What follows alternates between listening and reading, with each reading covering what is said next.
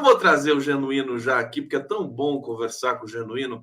A gente se renova também, começando essa semana intensa com muitas informações importantes. Meu querido Zé Genuíno, com a sua camiseta azul, aí, essa jovialidade incrível. Tudo bom com você, meu querido Genuíno? Um abraço, Conde. Ainda bem que você venceu a dificuldade técnica. A turma persegue a gente com as maneiras sofisticadas, né? Estamos aí na luta. Eu acho que nós estamos iniciando uma semana muito quente, no plano nacional e internacional. E como você é um promotor do debate, do esclarecimento, eu estou à sua disposição. Quem tem esse privilégio de ter o Genuíno como amigo e como esse interlocutor tão intenso? Eu estou com a palavra intensidade hoje na ordem do dia. Genuíno, eu ia fazer uma leitura aqui das notícias principais, mas vamos então por partes. Eu já quero que você comente a questão do presidente Lula ter dito lá na Etiópia, né, numa entrevista coletiva, aquilo que todo mundo sabe, né? Mais uma vez, eu ontem tive uma conversa com o jornalista Zerbex. É curioso, assim, só a imprensa hereditária brasileira e o Netanyahu que criticaram a fala do presidente Lula. O resto do mundo, né, e da sociedade democrática brasileira apoiou o presidente Lula. Queria que você falasse como é que você recebeu e como é que você vê a notícia que saiu agora há pouco de que Israel declarou o Lula persona não grata depois da fala que ele teve, contextualizando para as pessoas. O Lula comparou o genocídio em Gaza ao holocausto judeu e também a outras formas de massacres, genocídios pelo mundo, e isso irritou o governo israelense. José Genuíno. Ponte, para o governo de Netanyahu, para o governo de Israel, a prepotência e a arrogância não têm limite. A maneira como ele se dirigiu ao embaixador brasileiro é uma reprimenda. A maneira como ele declara Lula persona não grata, em primeiro lugar, isso partindo de quem partiu, é um elogio ao presidente Lula. O presidente Lula, Cone, ele é uma liderança mundial. O Brasil está construindo um protagonismo no mundo que caminha para a multipolaridade. Numa situação grave como o que está acontecendo na Palestina, e o que está acontecendo ali não é uma situação qualquer, não é uma guerra normal, não é uma guerra como de soldado de lado a lado, como Lula falou. O que está acontecendo ali é um caminho para exterminar um povo, tirar o direito à autodeterminação, tirar o direito ao território, tirar o direito ao Estado. É tanto que o Netanyahu fala que defender o Estado palestino é inaceitável, porque ele quer entrar em Ramá e varrer os palestinos da região, e espalhar os palestinos e criar o grande Estado de Israel em toda a região de Gaza e da Cisjordânia. Ele não esconde essa pretensão. E eu acho que a arrogância se deve a uma formação política, a um autoritarismo militar, um autoritarismo de tipo religioso, de tipo racial. Então, na hora em que a humanidade vê o que já aconteceu na história da humanidade, desde a Inquisição, desde as guerras coloniais, passando pela Primeira, pela Segunda Guerra Mundial, e relaciona essa arrogância, essa prepotência com fatos que foram pesados, foram violentos, foram muito fortes para o povo judeu, e nós somos solidários com a história de luta do povo judeu, isso mexe com essa corrente de extrema-direita que está governando Israel. Então, olhem bem, porque são milhares de pessoas sem abrigo, assassinadas, famintas, feridas, desaparecidas, vagando à espera dentro de uma concentração em céu aberto, um campo de concentração em céu aberto, a próxima bomba. E olha bem, a questão levantada pelo Lula foi a partir de uma pergunta de uma jornalista sobre a doação do Brasil àquela entidade filantrópica de assistência social que os Estados Unidos e maior parte dos países da Europa tirou dinheiro. É dinheiro para dar água, comida. Dinheiro. Aliás, isso foi uma das coisas que mais deixou o Lula indignado, irritado, e ele cobrou isso. Quando ele viu isso, quer dizer, são crianças. Eu não sei se você viu no artigo da Dorit Harizim, no jornal o Globo de sábado, artigo esse, dialogando e escrevendo pelo Jefferson Miola, ela mostra relatos dramáticos de crianças com 6 anos, 7 anos, 10 anos sem perna, sem braço, gritando, chorando. Quer dizer, mulheres, crianças. Quer dizer, 12 mil crianças, 25 mil mortos, quase 30 mil mortos, 70 desaparecidos. Fora os desaparecidos, né? Fora os desaparecidos, 70 atingidos, fora os desaparecidos. Quer dizer, o que é isso? Não é uma guerra normal. Então, ao se relacionar isso com o que aconteceu na tragédia humanitária da Segunda Guerra Mundial, aquela violência do juiz do extermínio, isso tem que ser, a humanidade tem que conhecer essa história e fazer as suas relações. E é claro que a arrogância vem com tudo. Uma arrogância que é a utilização do Estado, do aparelho estatal, para criar constrangimento. É como se eles tivessem a autoridade suprema, através do governo de Israel, para ditar o que é bom e o que é ruim. Eu acho que o governo brasileiro, o Lula, agiu com muita lucidez, com muita coragem. E outra coisa, eu vou deixar claro isso aqui, o Conde.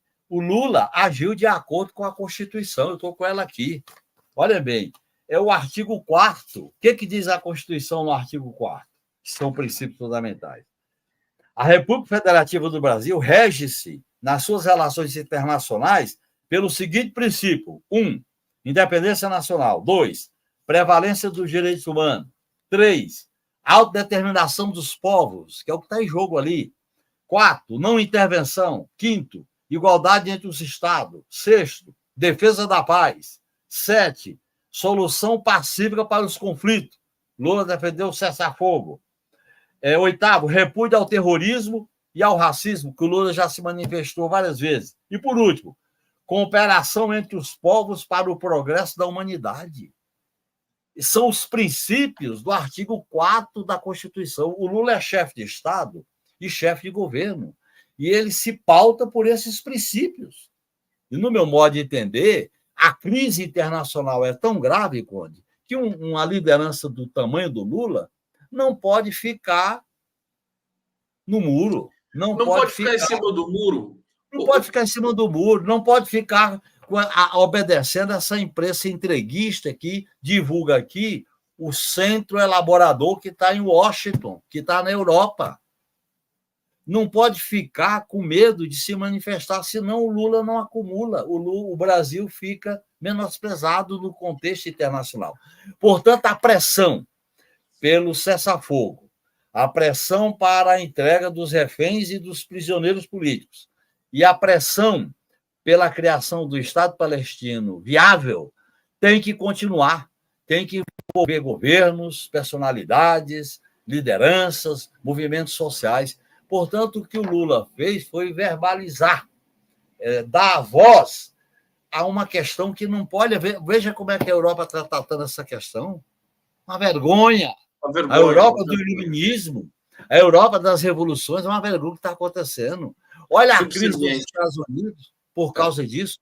Então, o que está em jogo ali, além da defesa da autodeterminação do povo palestino, o que está em jogo ali, Conde, que futuro nós vamos defender para a humanidade? É isso que está lá, é exterminar um povo, é matar, negar comida, negar água. E a gente vai ficar de braço cruzado? Não dá. Deixa eu me somar à sua indignação aqui também,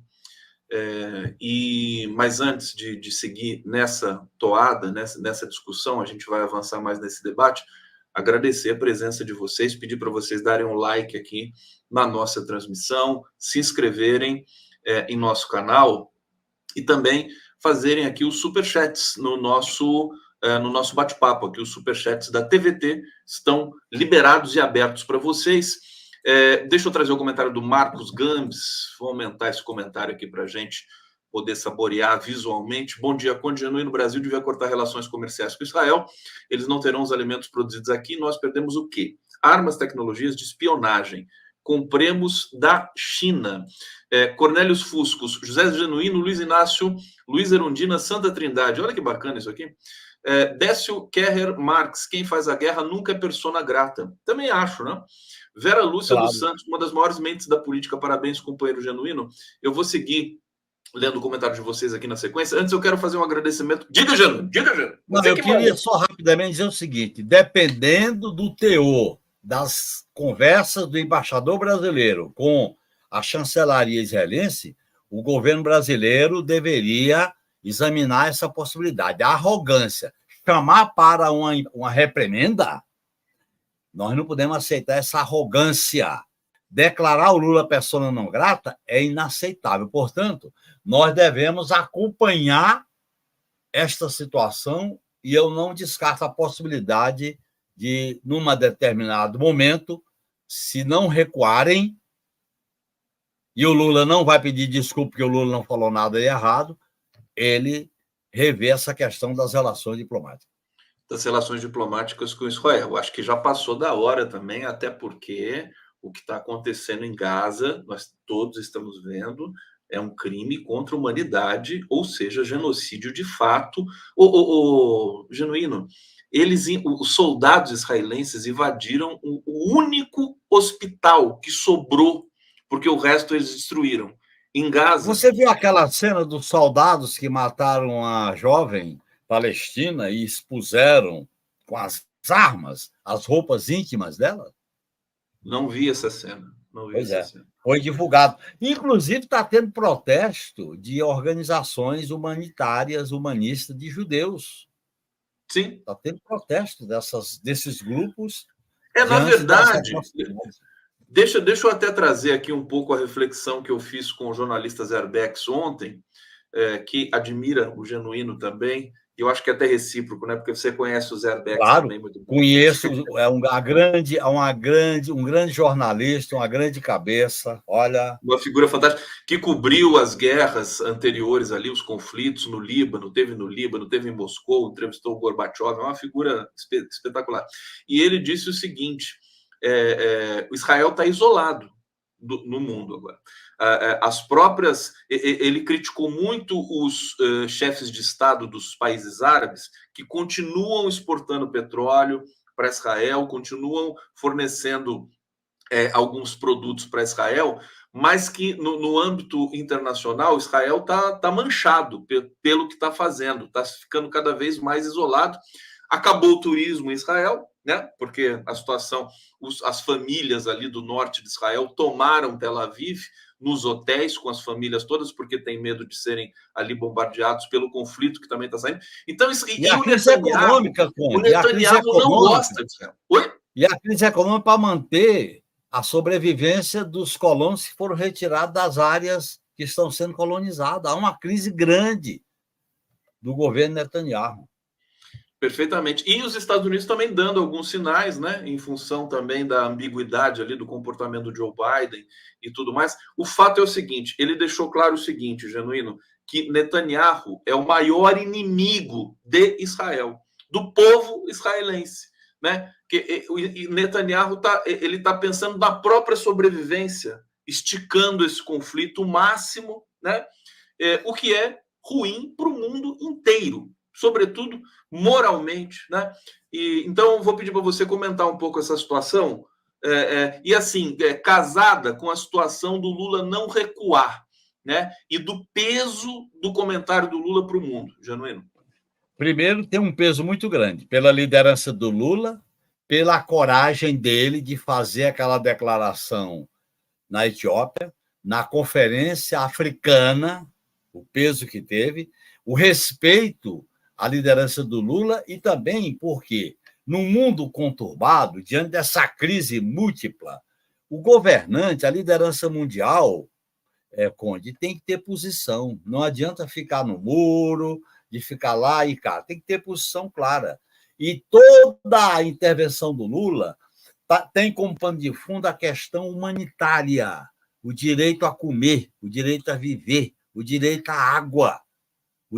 Até porque ele já definiu, da maneira dele, a posição dele em relação às origens dessa crise que começa no 7 de outubro. O Lula já deixou clara a posição dele. Portanto, ele chamou atenção para o que está em risco. E essa imagem que ele citou dos campos de concentração, aliás, um artigo brilhante do Jefferson Miola, baseado num artigo da Dorit Harizim, sobre a questão do relato de mulheres, de crianças, quer dizer, é um desastre. E o governo de Israel está dizendo o seguinte: vamos continuar e vamos ocupar fisicamente por terra Ramallah. Quer dizer, não tem limite. Então, eu acho que o Lula deu um grito.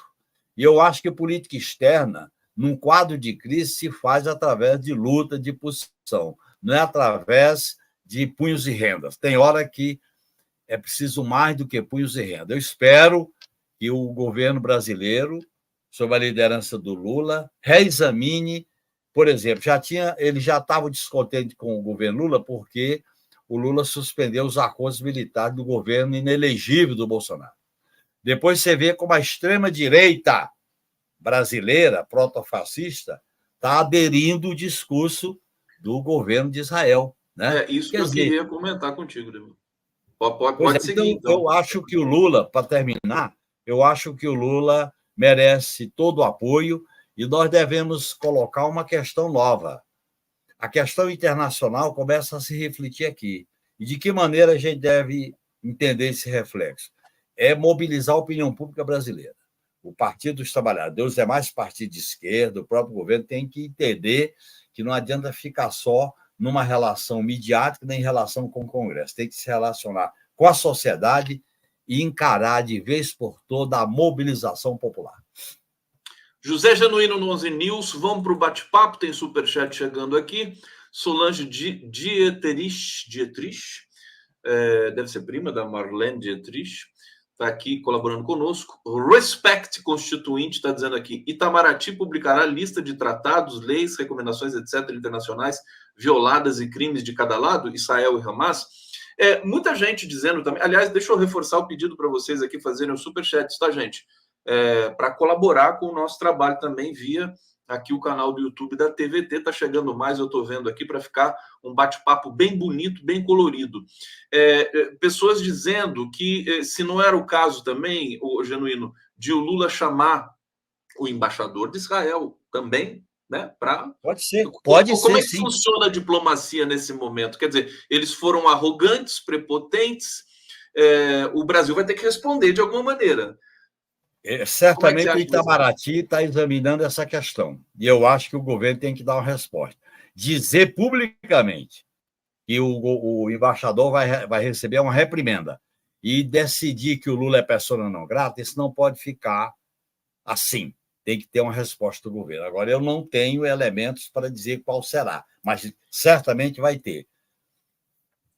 Recuo seria um grande erro. Não, né? E o Lula não essa vai... palavra não pode dizer. Até porque, Conde, o Lula tem dado demonstração, desde quando iniciou-se essa fase do conflito, posições claras em relação à questão da violência contra a população civil, em relação a criticar ao modo dele os atos do Hamas, em relação a exigir o translado de muitos brasileiros, de pessoas que vieram para o Brasil. Portanto, o Lula não foi uma personalidade omissa como muitos outros governos diante desse conflito. Ele atuou e está atuando. E a declaração dele é uma contribuição importante para pressionar o governo de Israel a um cessar-fogo, entrega de prisioneiros e reféns e aceitar a existência de um Estado palestino autônomo, viável. Genuíno, como é que você vê a reação da extrema-direita no Brasil? Inclusive, a Carla Zambelli está passando um abaixo-assinado aí para pedir o impeachment do presidente Lula, em uníssono com a nossa famigerada imprensa hegemônica. Quer dizer, nossa imprensa hegemônica é de extrema-direita, genuíno. Claro, nós não podemos ter ilusão. Olha bem, a cobertura da guerra é guerra de Israel contra o Hamas, não é guerra de Israel contra os palestinos. 2, eles tentam criar o maniqueísmo de que é necessário conceituar o Hamas como terrorismo. Aí é um problema de uma conceituação que a ONU tem, e é um problema que o governo brasileiro já deixou isso claro, mas eles batem na terra. 3, eles misturam o antissemitismo com o antisionismo para criar uma confusão e botar as pessoas na defensiva. E 4, eles querem criar um verdadeiro inferno, que eles chamam demonização da Palestina. Os palestinos têm que ser demonizados pela via da guerra ou pela via judicial. É isso que eles tentam fazer. E a mídia internacional, capitaneada pelos Estados Unidos e pela União Europeia, faz essa cobertura, ouvindo só quem defende um lado. Não é uma cobertura plural, não é uma cobertura neutra. É até difícil quem tem essa visão crítica como nós assistir à cobertura do principal canal de TV aberto. Olha só, eu estou lendo aqui repercussões dessa questão da fala do Lula. O Celso Amorim disse aqui o seguinte: isso é coisa absurda. Quem é persona não grata é Israel. Acho que vai custar muito caro para Israel, vai ser um desgaste muito grande, né? A não ser que assim, o que a gente tem que tomar cuidado é que, de fato, a imprensa brasileira é uma aberração. Nem a imprensa israelense é tão, né, extremista dessa maneira. A imprensa brasileira nem a imprensa americana, é tão subserviente. Para não falar na europeia. É uma subserviência ao espírito vira-lata. É uma imprensa pró-império, pró-imperialista. Não, eles são mais pró-império do que o próprio império. É uma coisa verdade, Ô, Genuíno, vamos trazer um pouco o debate, então, para o Brasil, dizendo o seguinte: feliz ano novo, viu, Genuíno? Porque dizem que no Brasil... Dizem que no Brasil o ano começa depois do carnaval. Agora, é inegável, né? O parlamento agora que é para valer, que vai ter as novas negociações, Arthur Lira, governo. O Lula deu uma acalmada no Arthur Lira ali, chamou o Arthur Lira para conversar, mas o Arthur Lira continua sendo uma figura tóxica, né, para o Brasil. Claro. Né? Esse parlamentarismo orçamentário, como defende o Lindenberg, essas emendas impositivas de comissão, essa chantagem que o Centrão faz, eu acho que o governo tem que rever algumas coisas. Primeiro, nós não devemos fortalecer muito o Lira, principalmente porque no último ano dele ele vai discutir a sucessão dele em 2025. Primeira coisa. Segunda coisa, nós temos que ter um bloco parlamentar na Câmara. Foi um erro o PT não ter investido num bloco parlamentar. Não é para derrubar o Lira, não é contra o Lira, porque ele tem maioria. É para se posicionar, para se articular, que seja o número de deputados de acordo com a nossa capacidade de articulação. Terceiro, as investigações sobre a crise da ABIN, que parece que saiu da pauta, não pode sair, e as investigações conduzidas pelo Alexandre de Moraes sobre os golpistas têm que continuar para punir o andar de cima. E nós temos que retomar, Conde, a agenda que vai melhorar a vida do povo. A nova industrialização do país, o papel da Petrobras, a questão do salário, a questão da renda. Nós temos que tratar esse processo. Nós temos um problema à frente, que é o ajuste fiscal. Nos termos em que a Câmara aprovou, vai criar uma camisa de força para os investimentos públicos. E num quadro de crise, sem investimento público, é muito difícil você ter financiamento de políticas sociais e financiamento do crescimento econômico. Nós vamos ter que enfrentar essa questão, e o governo, e o PT, e os partidos de esquerda têm que sair um pouco de Brasília e fazer a mobilização popular com a sociedade. José Genuíno aqui no 11 News. Carlos Augusto de Bonis Cruz está dizendo aqui: Lula, presidente da República, fez bem em dizer a verdade escondida, mas seu passo não poderá ter volta. Se necessário, romper relações também. Enfrentar eternamente o fascismo que se mostra beligerante. Se Israel fosse valente mesmo, ele cortaria relações com o Brasil. Aliás, eu até falei isso ontem para o Arbex, né? É melhor o Brasil cortar relações com Israel antes que Israel corte relações com o Brasil.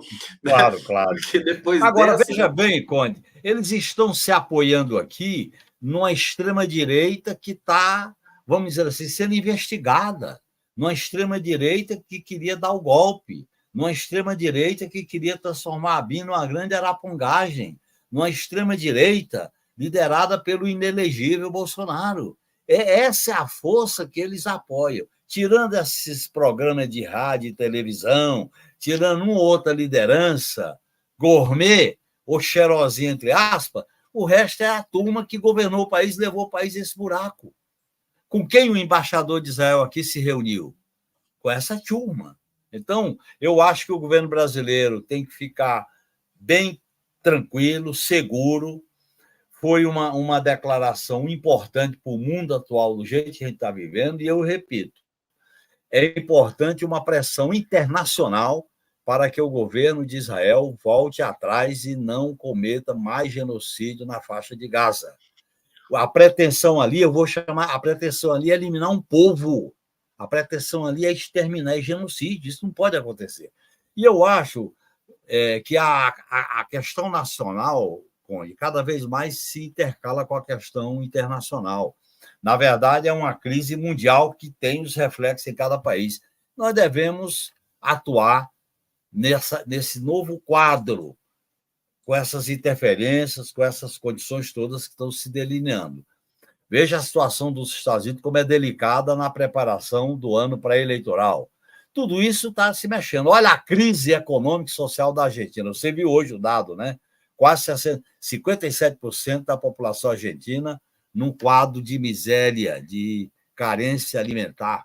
Foi a divulgação hoje. Quer dizer, olha a situação do Equador. Então, os países que caminham por essa linha do neoliberalismo tá indo para o beleléu, está indo para o buraco.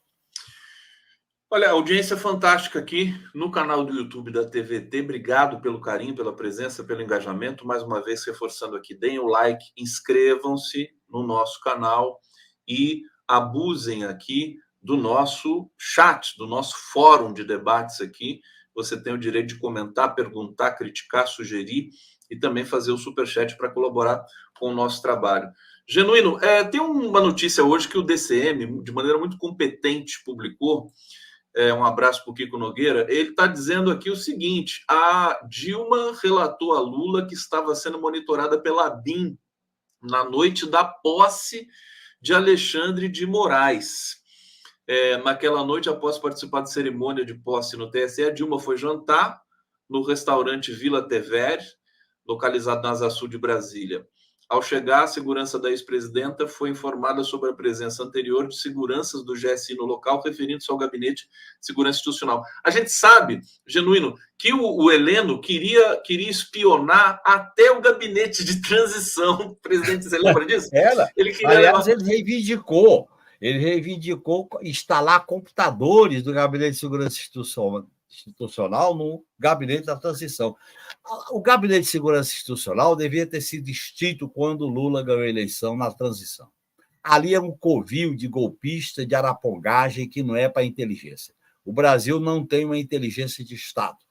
O Brasil está sem inteligência sobre cenários estratégicos, sobre defesa nacional. Tem um bando de araponga, controlado principalmente pela polícia ou a polícia antiga e pelos militares da reserva. Eu acho que está na hora de fazer uma reformulação nessa questão da inteligência. Tem uma inteligência de Estado vinculada ao gabinete presidencial. Tem uma inteligência judicial vinculada à Polícia Federal. E tem uma inteligência militar vinculada ao Ministério da Defesa, de acordo com a competência constitucional das Forças Armadas. Aquele gabinete aí virou um centro de arapongagem, uma espécie de poder paralelo que foi manipulado na transição e já vinha sendo manipulado antes. Inclusive, foi recriado no golpe do Temer com o general Sérgio Etchegói. Genuíno, qual que é a sua posição com relação ao ato chamado pelo Bolsonaro? Agora, inclusive, o Bolsonaro está querendo envolver essa questão do Netanyahu, de Israel, no meio de tudo isso, ali com Malafaia, inclusive da legalidade desse ato. Você acha que ele está dentro do âmbito da manifestação democrática, ou você acha que pode ser, como diz o advogado Fernando Fernandes, uma espécie de continuidade delituosa do Bolsonaro? Conde, eu sou muito claro em relação a isso. Eu acho que eles estão sendo investigados, não foram condenados e eles têm direito a participar de manifestações dentro de certo padrão. Se eles ultrapassarem a linha, né, aí é a competência do ministro Alexandre de Moraes e da Polícia Federal. O ato é legal, mas não podemos ser contra a legalidade de um ato. Nós temos que ter o nosso ato depois. Eu defendo que o ato se realize. Ele é legal, é um direito democrático. Nós não podemos eliminar para os nossos adversários o direito democrático. E nós devemos planejar um ato político. Aí sim. É que o argumento, desculpa, sem querer te interromper, já interrompendo, o argumento do Fernando Fernandes, por exemplo, é assim: os acampamentos em frente aos quartéis eram pacíficos, só que serviram ao golpe. Quer dizer, não adianta nada fazer manifestação pacífica. Os acampamentos eram em áreas militares, sob a administração do Exército, eles tinham uma ilegalidade. E a ilegalidade dos acampamentos é que eles objetivavam o quê? A articulação para um golpe de Estado. O ato do dia 25 é diferente. Eles estão fazendo um ato político. Nós não podemos proibir um ato político de apoio aos investigados. Faz o ato político. Agora, a Polícia Federal e o Alexandre de Moraes vai examinar, aí sim, as atitudes, os pronunciamentos. Aí pode agravar a investigação contra eles. Mas a realização do ato, eu acho que nós não podemos ser contra a realização. Bom, nós até porque, se o ato fracassar, vai ser uma questão de alto risco, né? Todo mundo sabe, inclusive os de lá. Conde, eu tenho uma posição a seguinte: nós não podemos combater os nossos adversários da maneira como eles nos combateram. Nós temos que ter valores: o direito de reunião e manifestação, o devido processo legal, o direito de defesa, o contraditório. Isso tudo são valores essenciais para um processo democrático consistente. Eu acho que o Alexandre de Moraes está conduzindo bem o processo, eu acho que a Polícia Federal também. Eu defendo que a gente realize atos convocados pelos partidos de esquerda, até para apoiar a atitude do Alexandre de Moraes e da Polícia Federal, e também para exigir reforma nas instituições militares e de segurança pública e de inteligência. A esquerda precisa dar uma resposta, né? Também sair às ruas para pedir outras demandas, né? Nós não podemos só ficar batendo palma para o Alexandre e para a polícia. Tem que bater palma, mas tem que ir além. Não adianta só ficar reclamando de que o ato do Bolsonaro não pode acontecer e tudo mais. Não, a gente tem que ocupar os espaços também. Tá, já passou da hora, né, Janino? Inclusive, né? Há mais de um ano que a gente já devia estar na rua há muito tempo, inclusive quando aconteceu o 8 de janeiro. Eu acho que os partidos têm que conduzir, orientar, articular, dirigir manifestações populares. Inclusive, com essa agudização da crise social, da crise política, o governo Lula vai precisar de uma sustentação política popular da sociedade. Genuíno, com as eleições municipais batendo aí na nossa porta, aliás, tem um dado pitoresco aqui das eleições municipais, é saber se o Ricardo Nunes vai no ato do Bolsonaro e ele está sendo coagido aí, né? Ele não quer ir, né? Está sendo coagido e ele não quer ir. Eu acho que nós vamos ter uma eleição muito politizada, vai ter uma eleição num quadro de crise. Eu acho que a esquerda, para ser vitoriosa politicamente nessas eleições, ela tem que ser muito clara, muito contundente, muito articulada, com bons candidatos, como nós temos aqui em São Paulo e outras capitais, fazer uma campanha de politização e esclarecimento ao povo, para discutir as alternativas para cada cidade, mas vinculando com a crise geral do modelo econômico. Eu acho que nós temos que levantar a cabeça e ir para uma campanha eleitoral afirmativa e ganhar corações e mentes para se transformar em voto na urna. Do jeito que a Polícia Federal está operando, e, na minha opinião também, de maneira bastante competente, mais importante, Genuíno, sem a espetacularização que foi o caso da Lava Jato, né? Eles estão Claro. fazendo as coisas assim muito discretamente e de maneira Sim, de transparente. maneira sóbria, de maneira consistente, se preocupado com provas, preocupado com a investigação criteriosa. A condução do Alexandre de Moraes é uma condução equilibrada, porque essa grande mídia começa a fazer críticas ao Alexandre de Moraes. Por quê? Porque a burguesia cheirosinha, que apoiou o golpe, depois quebrou a cara, porque quem ganhou foi a burguesia truculenta, ela quer se relacionar com a extrema-direita para fazer chantagem junto ao governo. Não avança o sinal, fica por aqui, para conter. Eu acho que nós temos que ter muita clareza do que está em jogo nessa eleição. E vamos para uma campanha eleitoral sem medo de ser feliz. Como é que você está vendo esse bastidor da campanha municipal? Por exemplo, o Valdemar da Costa Neto foi preso, presidente do PL. Claro que ele foi, né, 2 dias depois, ele conseguiu ser solto. Inclusive, o Alexandre de Moraes emitiu um despacho em que ele dizia que a idade avançada do Valdemar da Costa Neto, etc. e tal. E aí a gente tem um bastidor, o Genuíno, que atesta que e nós estamos vendo isso na prática, né? O Valdemar da Costa Neto não falou mais nada, não provocou mais nada, não deu entrevista. E o Bolsonaro também parou de ofender Claro. o Alexandre de Moraes, a não ser o Malafaia. Esse continuou ofendendo e parece que vai continuar. Nesse quadro, por exemplo, do PL, que é um partido gigante, né, que elegeu muitos deputados federais, você acha que eles vão conseguir, enfim, articular uma campanha municipal efetiva?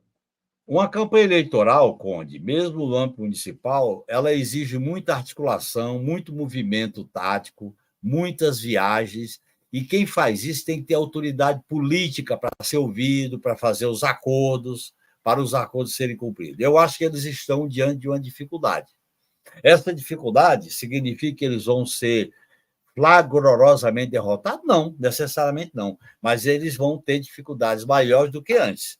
Eu acho que nós temos que cuidar do nosso campo, cuidar dos nossos candidatos, das nossas alianças, do nosso governo e fazer uma campanha afirmativa. Porque num quadro de crise como essa, eles começam a criar bagunça, começam a criar confusão, como esse ato do dia 25, como essa questão da Guerra Santa, que o advogado do inelegível está falando. Nós não podemos entrar em provocação, esse negócio de Guerra Santa. Nós devemos repudiar politicamente esse tipo de coisa e nós temos razões de sobra para apresentar um programa popular, democrático para a cidade que nós vamos disputar. Nós não podemos ficar gastando as nossas energias, o nosso tempo com o que está acontecendo com eles. Vamos gastar com o nosso campo aqui, agora, sem aceitar ameaça, sem aceitar chantagem, sem ter medo de construir uma alternativa como foi a campanha eleitoral de 2022. Então vamos lá. Você acha que o nosso campo está operando de maneira competente para essas eleições municipais? Assim, você podia falar um pouco do caso específico de São Paulo e depois se você está acompanhando, né, a estratégia por exemplo, do Partido dos Trabalhadores para o Brasil todo, porque são 5.000 e tantos municípios, Claro. né? Eu acho, Conde, que a gente tem que ter candidatos viáveis, independente de partido, candidatos viáveis do campo popular democrático nas principais cidades, como São Paulo, Porto Alegre, Belo Horizonte. Rio de Janeiro, eu preferi uma aliança com o candidato do PSOL, o Tarcísio, deputado federal. Examinar as cidades, as capitais do Nordeste, no primeiro plano. Depois vamos examinar as cidades que vai ter segundo turno, que são as grandes cidades. E terceiro, as cidades com capilaridade, que são os municípios menores. Eu acho que nós temos que fazer uma campanha casada. Primeiro, uma aliança política com defesa do governo Lula, do que o Lula está fazendo, do que o Lula está se propondo a fazer. Defesa das propostas para cada cidade com suas particularidades. Terceiro, candidatos com viabilidade, independente de ser desse ou daquele partido, mas que seja no campo progressista. E, por último, Com os aliados mais amplos, a gente mantém relações para possíveis alianças em segundo turno. Então, eu acho que nós temos que fazer uma campanha com foco. Não adianta a gente, por exemplo, aqui em São Paulo, o foco é oposição ao Ricardo Nunes, o ausente, e ao Tarcísio. Esse é o foco. Vai surgir outros candidatos aí, meio de terceira via, mas não devemos perder tempo. Nós temos que ter foco no que qual é o inimigo principal e como vamos trabalhar com a nossa base, principalmente para ganhar a votação, porque nós fomos bem votados aqui, ganhamos a eleição na Grande São Paulo, tanto por Haddad como por Lula. Eu acho que é um quadro que a gente tem que construir esse caminho. No meu modo de entender, a campanha eleitoral tem que ser iniciada com a mobilização política, com a mobilização popular. A debilidade nossa da esquerda reside num ponto. A nossa capacidade de mobilização está muito fragilizada. Nós temos que ver como mobilizar, como articular, como fazer plenárias, como fazer assembleias para colocar o nosso potencial, porque tem muita coisa no Brasil, do ponto de vista micro, do ponto de vista regional, do ponto de vista municipal. Nós temos que dar uma dimensão de articulação política a essa força que está no purão, que está na base da sociedade. Então, eu sou otimista com o quadro eleitoral. E agora vamos trabalhar muito, porque a extrema-direita, não foi inteiramente derrotada. A extrema-direita quer vir com a faca nos dentes para tentar sair fortalecida politicamente. Eu acho que a direita gourmet, como fala o Walter Pomar, ela vai tentar o discurso da terceira via, né? Ela incensa a direita extremada para criar a ideia da terceira via. Vai fazer isso aí. Agora, nós temos que cuidar do nosso terreno, do nosso campo. Nesse sentido, eu acho que a campanha ainda não começou, ainda está na fase das articulações, e ela tem que começar numa campanha de mobilização, numa campanha da esperança, numa campanha de ânimo, numa campanha de, vamos dizer assim, de otimismo com a possibilidade da vitória. E o Lula vai ser uma peça fundamental na campanha, até porque as últimas pesquisas indicam a recuperação do apoio ao governo do Lula.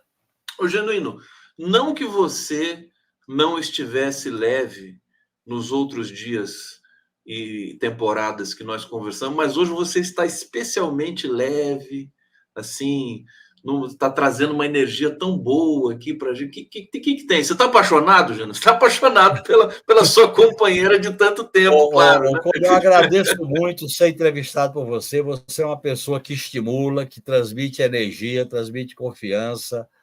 Olha, ontem eu conversei longamente sobre o que estava acontecendo no Brasil e no mundo, sonhei com o que estava acontecendo, acordei preocupado, e nesses momentos a gente tem que tirar o que eu chamo leite das pedras para dar a volta por cima.